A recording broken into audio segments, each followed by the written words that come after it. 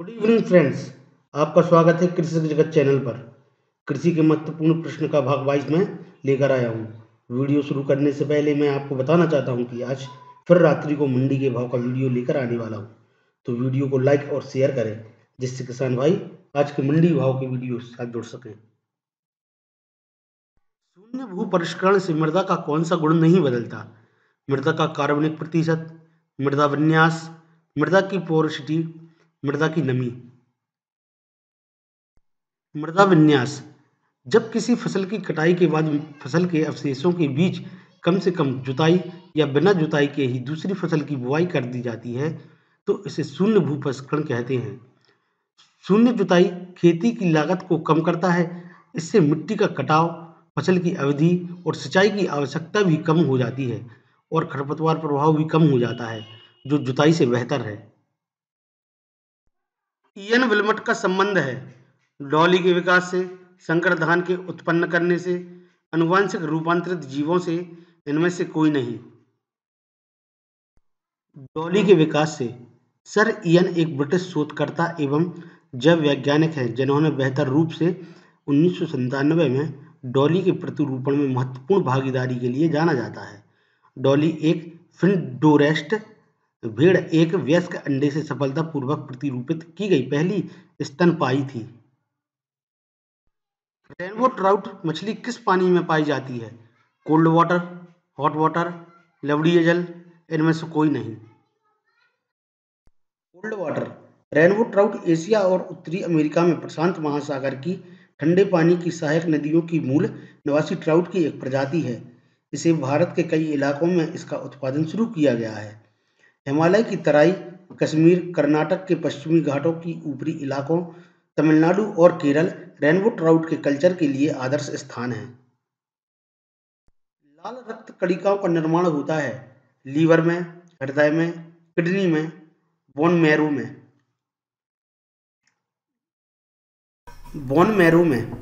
Bone marrow या मज्जा एक विशेष स्पंज की तरह मोटा ऊतक है जिसमें ब्लड स्टेम सेल्स रहती है। ये स्टेम सेल्स कुछ बड़ी हड्डियों के भीतर रहती हैं और अपने आप को श्वेत और लाल रक्त कणिकाओं और प्लेट्स में बदलती रहती हैं। इस प्रकार हमारे शरीर में रक्त कोशिकाओं के निर्माण की गंभीर जवाबदारी बोन मैरो की है।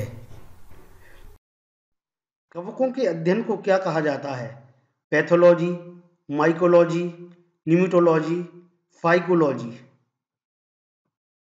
माइकोलॉजी कवक विज्ञान या माइकोलॉजी कवक प्रजाति का ज्ञान है जिसमें उसकी जैव रासायनिक विशेषताओं का, आनुवंशिक विशेषताओं आदि का अनुसंधान किया जाता है।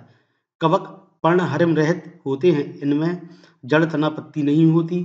ये परजीवी अथवा मृतजीवी होते हैं और बीजाणुओं द्वारा जनन करते हैं। इसके उपयोग से टमाटर के केचप को परिरक्षित किया जाता है। Benzoic acid, ascorbic acid, acetic acid, KMS. Benzoic acid. Benzoic acid का उपयोग विभिन्न प्रकार के खाद्य पदार्थों में परिरक्षक के रूप में किया जाता है। बेंजोइक एसिड यीस्ट और फफूंद के विकास को रोकता है। प्रभावी एजेंट अनडिसोसिएटेड एसिड होता है। केचप तैयार करने के बाद सोडियम बेंजोएट मिलाया जाता है। इसे तैयार करने के लिए एक चम्मच गर्म पानी में 1/4 चम्मच सोडियम बेंजोएट मिलाएं। गाय के दूध के पीलेपन का मुख्य कारण है ज़ैंथोफिल्स, एंथोसायनिन, कैरोटीन, वर्णक। कैरोटीन कैसीन नाम का प्रोटीन की वजह से ज़्यादातर दूध का रंग सफ़ेद होता है, लेकिन गाय के दूध में कैरोटीन नाम का प्रोटीन पाया जाता है। इसकी वजह से गाय के दूध में पीलापन होता है। बीटा कैरोटीन एक वसा में घुलनशील पीला रंग द्रव्य और एंटीऑक्सीडेंट है जो प्राकृतिक रूप से घास, पौधों, फलों और सब्जियों में पाया जाता है। गॉल ब्लैडर किसमें अनुपस्थित होता है? गाय, बकरी, भैंस, घोड़ा। घोड़ा। गॉल ब्लैडर एक छोटा नाशपाती के आकार का अंग है जो लीवर के नीचे स्थित होता है और गॉल ब्लैडर स्टोन जो कि एक कठोर जमाव की तरह होता है। इसका आकार और संरचना भिन्न होती है। इसका काम लीवर से निकलने वाले बाइल जूस को स्टोर करके रखना होता है जिससे भोजन को पचाने के दौरान छोटी आंच में बाइल जूस पहुंचकर पाचन क्रिया में मदद करता है।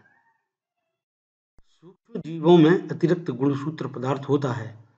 वायरोइड, राइबोजाइम, प्लाज्मिड, इनमें से कोई नहीं। प्लाज्मिड प्लाज्मिड एक छोटा गोलाकार डबल स्ट्रैंडेड डीएनए अणु है जो कोशिकाओं के क्रोमोसोम डीएनए से अलग होता है। प्लाज्मिड में स्वाभाविक रूप से जीवाणु कोशिकाओं में मौजूद होते हैं और वे कुछ यूकेरियोट्स में भी पाए जाते हैं। अक्सर प्लाज्मिड में मौजूद जीन बैक्टीरियाओं को एंटीबायोटिक प्रतिरोध जैसे आनुवंशिक लाभ प्रदान करते हैं। कैसा लगा वीडियो कमेंट बॉक्स में जरूर लिखें। चैनल को सब्सक्राइब करें और बेल आइकन को दबाएं। कुछ ही समय के बाद मैं आपको आज के मंडी भाव का वीडियो लेकर आने वाला हूं। तो जब तक के लिए सीताराम, जय हिंद, जय भारत। Thank you.